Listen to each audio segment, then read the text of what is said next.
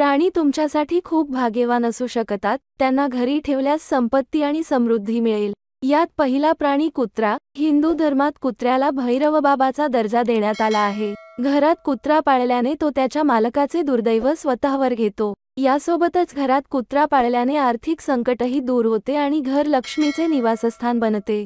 जर तुम्हाला कुत्रा पाळता येत नसेल तर कुत्र्याला रोज एक रोटी खायला द्यावी। दुसरे, मासे। फेंगशुईमध्ये मासे घरात ठेवणे खूप शुभ मानले जाते। भगवान विष्णूच्या मत्स्य अवतारामुळे हिंदू धर्मात मत्स्यशेतीला खूप महत्त्व दिले जाते। असे म्हणतात की मासे पाळल्याने घरात सकारात्मक ऊर्जा संचारते आणि मासे घरात येणारे त्रास स्वतःवर घेतात। एक्वेरियममध्ये एक सोनेरी आणि एक काळा मासा ठेवणे शुभ मानले जाते। तिसरा प्राणी ससा। वास्तुशास्त्रात ससा हे सुख आणि समृद्धीचे प्रतीक मानले जाते। मान्यतेनुसार ज्या घरात ससे असतात त्या घरात नकारात्मक ऊर्जा कमी होऊन सकारात्मक ऊर्जेचा संचार वाढतो। ससा पाळल्याने मुलांवर वाईट नजर पडत नाही। चौथा प्राणी कासव। कासवाचे संगोपन केल्याने घरातील सर्व वाईट गोष्टी दूर होतात। तुमचे ध्येय साध्य करणे तुमच्यासाठी सोपे आहे। कासव हे सौभाग्याचे प्रतीक मानले जाते। हे महालक्ष्मीचेही प्रतिनिधित्व करते। जर घरात कासव ठेवणे शक्य नसेल तर तांब्याचे किंवा चांदीचे कासव घरात ठेवल्याने घरात समृद्धी येते। पाचवा प्राणी घोडा।